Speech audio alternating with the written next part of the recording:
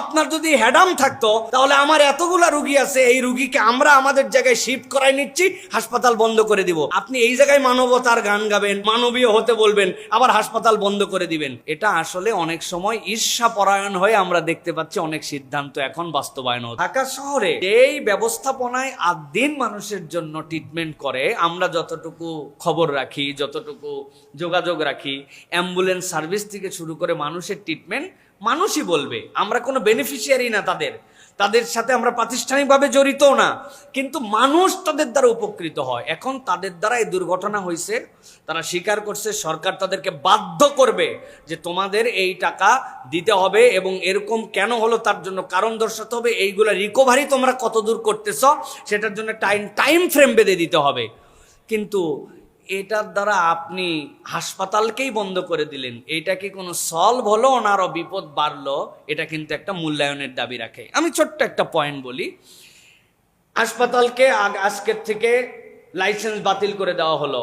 Licence বাতিল করার মানে কি জিজ্ঞাসা করা হয়েছে তার কাছে। লাইসেন্স বাতিল করার মানে আজকের থেকে তার আর কোনো দায়িত্ব রুগীর প্রতি নাই। আচ্ছা, গতকালকে রাত্রে যে একটা ওটির থেকে রুগী বেরিয়ে না যাওয়ার পরে এখন পোস্ট অপারেটিভে আছে, তারপরে 3 দিন পরে বেডে দিবে, হসপিটালের তো দায়িত্ব নাই। হসপিটাল এখন বলবে তাহলে আমার ডাক্তার ছুটি, নার্স ছুটি, তোমরা তোমাদেরটা নিয়ে যাও।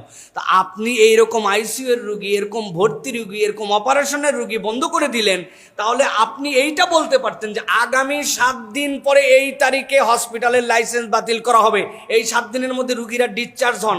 অথবা আপনার যদি হ্যাডাম থাকতো তাহলে আমার এতগুলা রুগী আছে, এই রুগীকে আমরা আমাদের জায়গায় শিফট করাই নিচ্ছি, হাসপাতাল বন্ধ করে দিব। আপনি এই জায়গায় মানবতার গান গাবেন, মানবীয় হতে বলবেন, আবার হাসপাতাল বন্ধ করে দিবেন। এটা আসলে অনেক সময় ঈর্ষা পরায়ণ হয়ে আমরা দেখতে পাচ্ছি অনেক সিদ্ধান্ত এখন বাস্তবায়ন হচ্ছে।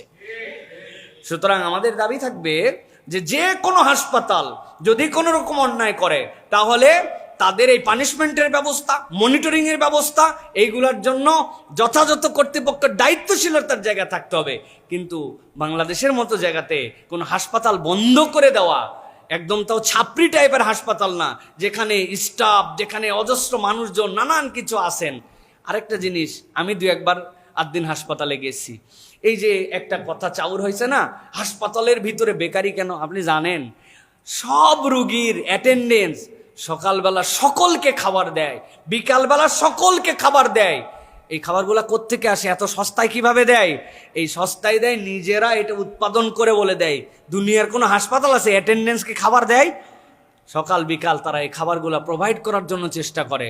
এখন যে কোনোভাবেই হোক, এখন এইটাকে যে পর্যায়ে নিয়ে যাওয়া হয়েছে,